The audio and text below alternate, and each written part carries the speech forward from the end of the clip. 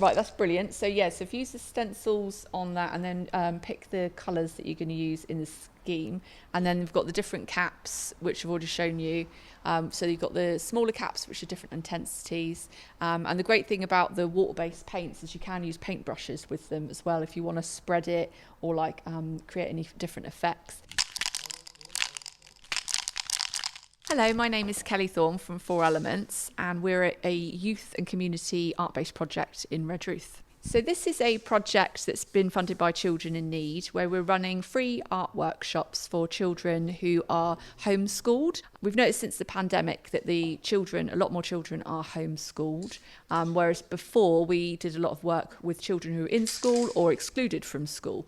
So now we are speaking a lot to parents about what the needs are. Obviously, because of the cost of living crisis, things are tight, so they don't have a lot of money to give children who are homeschooled a lot of opportunities and get them involved in paid activities. So by providing this for free, it means that young people can come, they can use all different types of arts, materials, which they don't have access to at home, like ceramics, clay. We've got spray paints, which are the most popular by far. Why is spray painting so popular? I think the spray painting is popular because it's, again, something they don't have at home, whereas, of course, they're used to doing painting and drawing. So the spray painting, and I think it's also got a bit of a cool kind of edgy kind of thing because of like Banksy and graffiti and that whole culture that it comes from.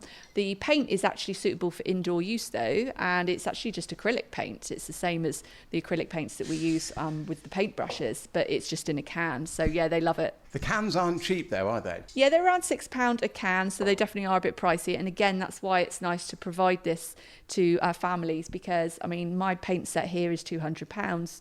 So plus all the caps and all the, other bits and pieces. So, if you were a family, you're not really going to want to spend all of that out. That's a lot of money. How much of a difference has BBC Children in Need funding made to enable you to do this project? Oh, it's a huge difference because if it wasn't for Children in Need funding, we wouldn't be able to run these workshops and have all the materials and have the time from the staff. So, also hire the space here at Crowdgee. So this Bill's Attic at Crowdgee is a fantastic space. It's really inspiring for young people. It's very quirky and cool, and the children love going around looking at all the strange items and things and resources that they've got here.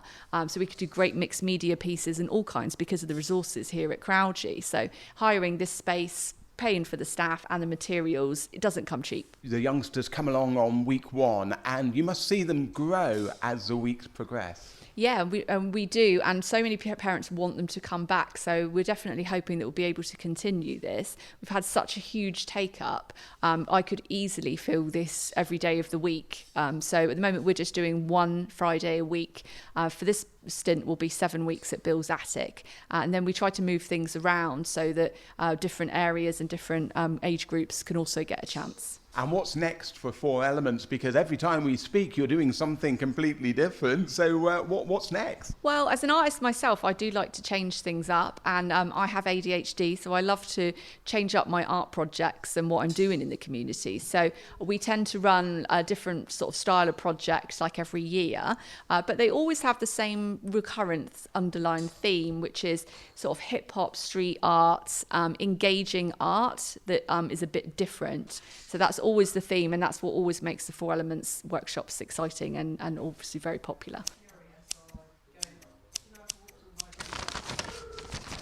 Sam from Lanna has come along bringing her 4 children to a session for the first time. Firstly, we had some friends who've already done the class and they really enjoyed it, and it's just something new for them to try. They've not done it before. So tell me about your children. Are they all homeschooled? Yep, so all 4 of them are home educated, and they have been for most of their school career, I believe they call it. They've been in a little bit, but mostly home educated. So how important is it for you and for them to come along today and be exposed to all these different types of art? It's wonderful because I think art it's like a tricky thing to get into. I think you either think you're good at art or you're no good at art. There's no sort of in between. So I think just trying to do new things is a good way to access it. Because it's funded by children in need, it gives you the flexibility to come along and try something out and just see how it goes. Yeah, of course. So everything we do, we have to find the money for ourselves. And obviously I have 4 children, so I make it 4 times more expensive. So it's nice, you can just come and try it. And also, like I say, a couple of mine are autistic. So it is nice to be able to come, and there's not as big a risk. If I haven't paid out loads and loads of money and they decide they don't like it, at least we've tried it. So how important do you think these sort of opportunities are? I think funding's really important, because without it, these classes would not be affordable. And I guess it's what's made the class sizes small as well, which is also important for us.